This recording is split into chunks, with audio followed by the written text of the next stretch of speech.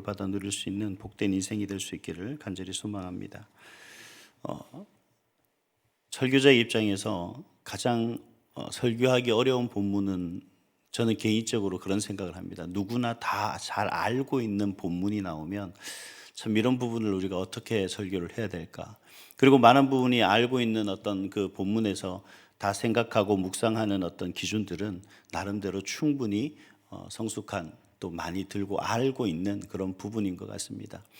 그런데 오늘 본문에서 저는 두 가지를 이야기하려고 합니다. 두 사람이 등장하는데 우리가 잘 알고 있는 하나님의 선지자 엘리야와 또 그와 함께 했던 남편을 잃고 홀로 아들을 키우는 홀 어머니의 그 모습이죠. 이 두 사람의 모습 속에서 볼 수 있는 것은 믿음과 시련입니다. 즉 시련이 없는 인생은 그런 인생은 이 세상에 없는 것 같습니다. 어느 누구에게나 모두 다 시련이 있고, 또 하나님께서 그런 시련을 주시려고 하시는 이유가 무엇인지, 그리고 그런 시련 속에서 하나님께서 우리에게 요구하는 것이 무엇인가, 이 두 가지에 대해서 함께 살펴보려고 합니다. 먼저는 오늘 본문을 가만히 보면 엘리야 선지자이든 아니면 그 사르밧에 살고 있는 그 홀로 된 그 여인이든 이 두 사람에게는 공통된 것이 있습니다. 뭐냐면 시련입니다. 하나님께서 왜 이들에게 이런 시련을 주시는 것인가? 하나님의 사람이라면 누구보다도 정말 평안해야 되고, 누구보다도 하나님의 일을 하는 데 있어서 어려움이 없어야 됨에도 불구하고, 우리가 그렇게 생각하는 거죠. 그럼에도 불구하고 이 엘리야 선지자에게는 엄청난 시련이 다가왔습니다. 다름 아니라 바로 하나님의 말씀을 전했는데, 우리가 어제 살펴봤지만 어디로 그는 피해야 됩니까? 정말 그 왕을 피해서 그리 시냇가로 숨어야 되는 그런 어려움을 겪게 되죠. 그리고 그곳에서 까마귀를 통해서 겨우 먹을 것을 연명하고 흐르는 시냇물에서 물을 마시는 것에 만족해야 됩니다. 그런데 더 이제 악화되기 시작합니다. 이제 시내가 다 마르고 나니까 하나님께서는 말도 안 되는 명령을 하십니다. 어디로 가느냐면 사르밧으로 가라. 이 사르밧이라는 곳은 바로 아합 왕의 아내인 이세벨의 고향이기도 합니다. 그러한 곳으로 가라고 이야기하는 그 하나님. 근데 그곳을 가긴 가는데 하나님께서 그에게 말씀하시는 그곳, 그리고 그 엘리야 선지자를 도와주도록 예비하신 사람이 누구냐면 힘도 능력도 빽도 없는 그런 홀로 되어 아들을 키우고 있는, 더군다나 어렵게 아들을 키우고 있는 그런 여인이 너를 위해서 하나님이 예비하셨다라고 하는 말씀을 듣습니다. 얼마나 참 충격적인 이야기입니까? 이 가뭄에 어렵고 힘든 사람들이 수도 없이 많은데, 사회적으로 또 여러 가지 경제적으로 가장 어려운 사람에게 하나님은 엘리야를 돕도록 했다라고 말씀하시는 거죠. 자, 그럼 반대편에서 오늘 우리가 본문에서 읽었듯이 이 사르밧에 살고 있는 그 여인은 그야말로 사회적으로 엄청나게 힘들고 어려워서 정말 겨우겨우 목숨을 연명하며 하나밖에 없는 아들을 키워내는 그러한 여인이었습니다. 물론 강인한 어머니였고 강인한 여인이었지만 그녀에게는 한 가지 큰 어려움이 있었습니다. 이제 더 이상 먹을 것이 없었다라는 겁니다. 그래서 마지막 한 줌 남은 가루를 가지고 아들과 함께 먹고 죽으려고 하는 그러한 어려움에 처해 있는 그런 여인이었습니다. 그런데 갑자기 하나님의 사람이라는 사람이 나타나서 그것을 그녀와 아들을 위해서 먹기 위해서 남겨놓은 마지막 한 줌의 가루를 자기를 위해서 달라라고 하는 그 환난 속에 있다라는 거죠. 시련 속에 있는 겁니다.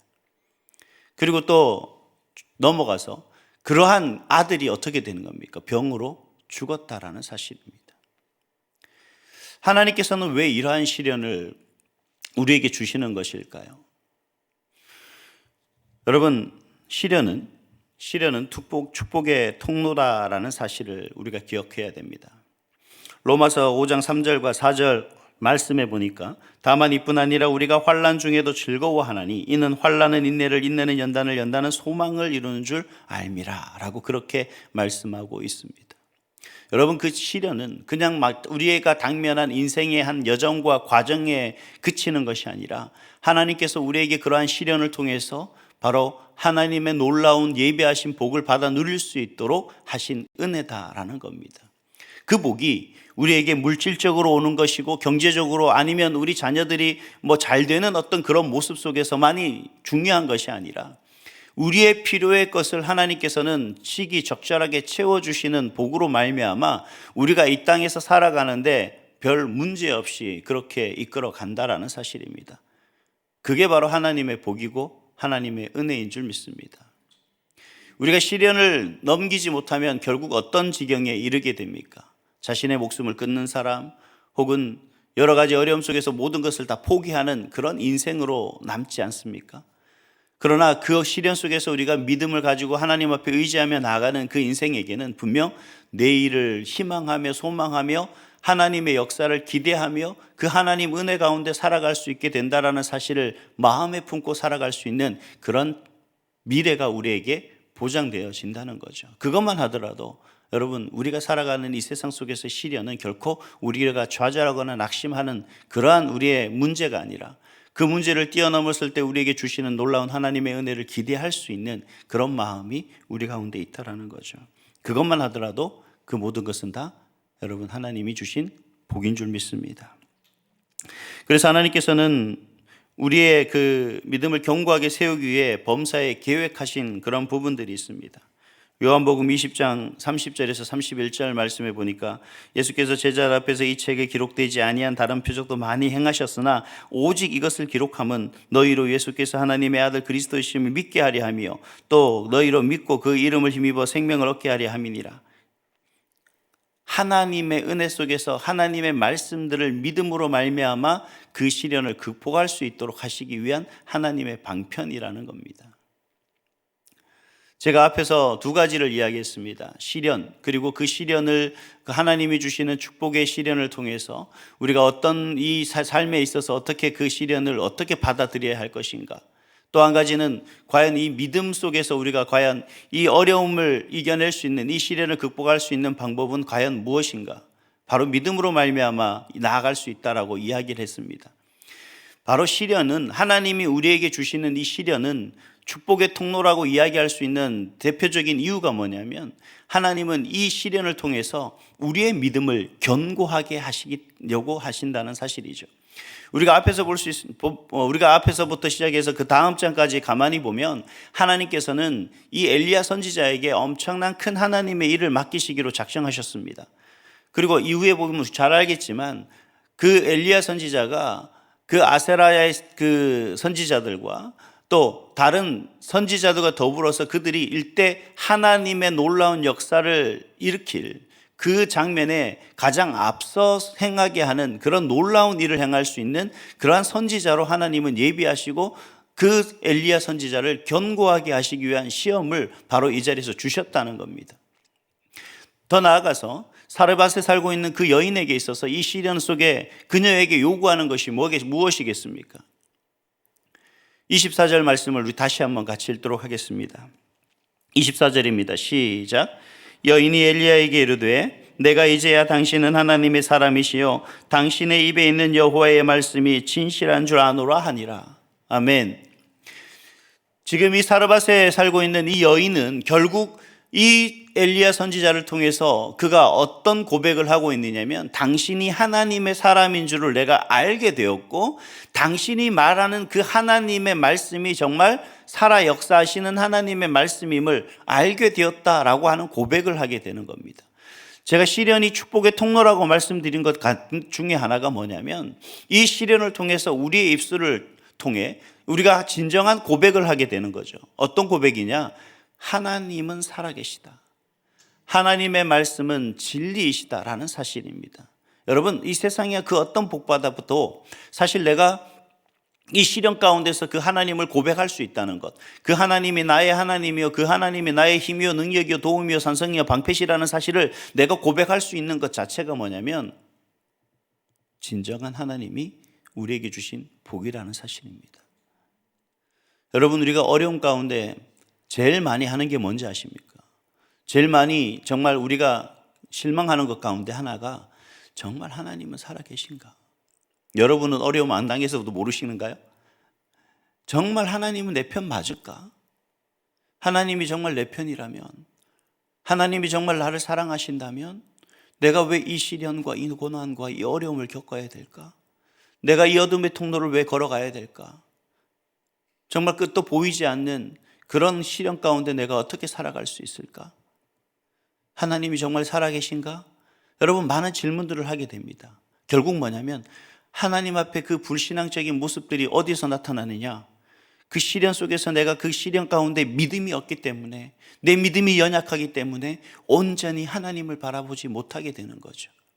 여러분, 시련이 오는 것에 시련을 바라보는 것이 중요한 것이 아니라 그 시련에 넘어 역사하시는 하나님, 나를 위해서 예비하시고 준비하시고 그 시련을 통해 나를 단련하시고 훈련하시고자 하시는 하나님의 뜻을 내가 바라보지 못하기 때문에 오늘 시련이 나에게는 두려움이고 포기할 수밖에 없게, 좌절할 수밖에 없게 드는 마음에 동요를 일으키는 그러한 문제거리가 되고 만다라는 사실입니다. 그런데 오늘 말씀을 가만히 보면 하나님은 결코 엘리야도 사르밧에 살고 있는 홀로 된 그녀도 포기하지 않고 있는 것을 볼 수가 있죠. 끝까지 그들과 함께 하시고 그들의 기도를 들어주십니다. 언제나 하나님은 그들과 함께 하시며 그 시련 속에서 그들의 모든 삶의 길을 예비하시고 준비하시고 계획해 놓으시고 그리고 그들을 인도하셨다는 사실을 보여주고 계신다는 사실입니다. 여러분, 어떤 시련과 환난과 어려움과 근심과 걱정 속에서도 믿음으로 승리할 수 있는 그런 여러분이 될 수 있기를 간절히 소망합니다. 이러한 시련과 우리가 믿음 속에서 여러분, 그렇다면 우리가 할 수 있는 게 뭡니까? 여러분, 하나님의 말씀은 진리인 줄 믿습니까? 하나님의 말씀이 우리를 향한, 아니 나를 향한 하나님의 명령인 줄 믿으십니까? 그렇다면, 정말 믿으신다면 이제는 뭘 해야 되냐? 두려워하지 말고 순종하시기를 소망합니다. 우리가 두려워하는 이유는 뭐죠? 하나님 말씀에 나보다 먼저, 다른 어떤 것보다 하나님을 먼저 예배하고 하나님을 먼저 생각하고 하나님만을 바라보고 하나님만을 의지하라라고 말씀하시고 그 하나님 주신 말씀대로 하나님을 사랑하고 이웃을 사랑하라라고 말씀하시고 늘 언제나 하나님께 의뢰하고 의지하며 나아가는 그러한 기도를 강구하도록 말씀하시는 그 모든 말씀 속에서 우리가 주저하고 두려워하는 이유는 뭡니까? 그것을 순종하지 않는 이유는 뭡니까? 이유는 우리가 의심하기 때문에 그렇습니다. 우리 생각에 불가능하다라고 생각하기 때문이 아니겠습니까? 불가능하다라는 선입견 때문에 우리가 그렇게 하나님 말씀에 순종하지 못할 때가 많다라는 겁니다. 두려움이 결국 순종을 방해하고 순종을 불순종으로 연결하는 고리가 되는 것입니다. 그리고 그러한 유혹과 그러한 사탄의 사탕발림에 우리는 쉽게 현혹될 수밖에 없게 되는 거죠. 그래서 우리는 두려움보다는 그 두려움을 떨쳐버리고 정말 진정 하나님이 우리에게 주신 믿음의 복을 가지고 하나님 말씀에 순종할 수 있는 그런 삶이 되어야 된다라는 거죠. 엘리야 선지자에게 하나님은 가라라고 말씀하셨을 때 그는 주저하지 않고 그리 시냇가로 갔습니다. 그리고 사르밧으로 가라라고 했을 때 그는 순종하며 그곳으로 갔습니다. 왜 하나님께서 그렇게 명령하셨을까요? 그 두려움 가운데 왜 그렇게 엘리야 선지자에게 말씀하고 계십니까? 하나님의 요구는 그러한 믿음이 있다면 이제는 하나님 말씀에 순종하기를 바라시고 원하시는 그 뜻이 있기 때문입니다. 우리가 아무리 큰 믿음이 있다 할지라도 순종하지 않는 사람에게는 하나님이 원하시고 바라시는 그 뜻과 계획을 실행시킬 수가 없는 거죠. 여러분, 진정한 하나님의 역사를 경험하길 원하신다면 여러분에게 허락된 믿음의 복을 가지고 하나님 말씀에 순종하며 나아가시는 그런 여러분이 되시기를 간절히 소망합니다. 그러면 그곳에 생각지도 못하는 까마귀를 통하여 우리에게 먹을 것을 공급하시는 살아 역사하시는 하나님을 경험하게 될 것이고 정말 우리에게 어떤 힘과 능력과 우리에게 도움이 되지 않을 만한 그런 존재로부터 우리에게 모든 삶을 영위해 나갈 수 있는 놀라운 은혜들을 경험하게 될 것이고 더 나아가서 죽었던 아이를 품에 안고 하나님 앞에 간구했을 때 하나님이 그 기도를 응답하셔서 그 죽은 아이를 살리시는 놀라운 하나님의 역사를 경험하실 줄 믿습니다. 여러분, 어떤 시련 속에서도 믿음을 가지고 하나님 말씀에 순종할 때 이 모든 것을 경험할 수 있게 될 줄 믿습니다.